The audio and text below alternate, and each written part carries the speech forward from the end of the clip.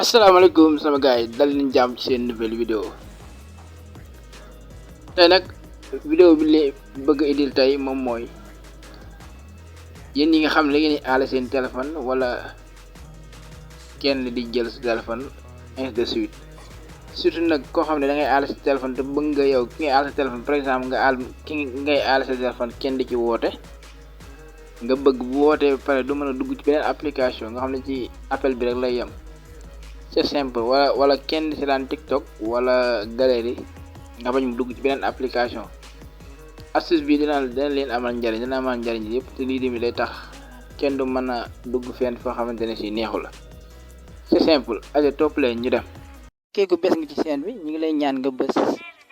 abonné bës cloche de notification bi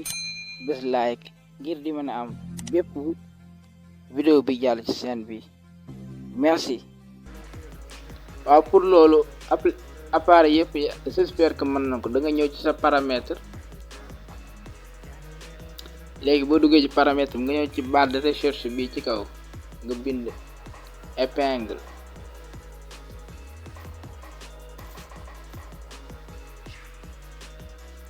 waaw boo commencé épingle leen la indil épinglage d'écran léegi nga ok léegi boo ok boo ñëwee ni lay def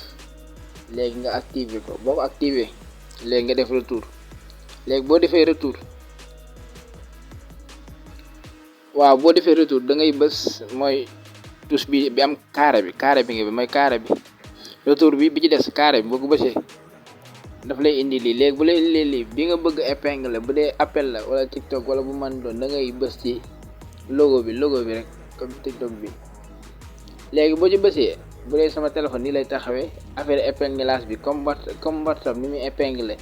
moom ngay bës am na ñoo xam ne dañuy bind fixé bind ko fii mais fu mu ko bind rek moom ngay bës léegi su ma bësee affaire bi de léegi muy indi la lii nga def ok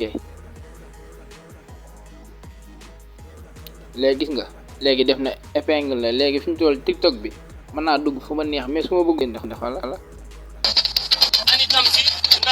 gis nga su ma bëggee jël gis nga li may bindal asalaamaaleykum sama gars yi gis nga li may bindal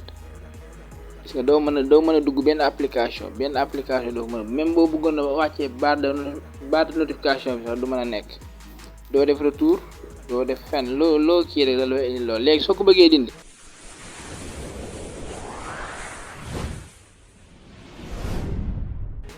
da ngay bës bouton bi def retour ak bouton carré bi bësandoo lañ téye bouton carré bi ak bouton bi kii bouton retour bi ñoom ñaar ngay bësandoo téye sama sër bi sax sama téléphone bi moo doon sonné moo tax ma gis ni laaj ma dem noonu ñoom ñaar ngay bësandoo téye léegi boo ko bësandoo téye daf lay indi sa code nga def sa code soo defee code bi dañ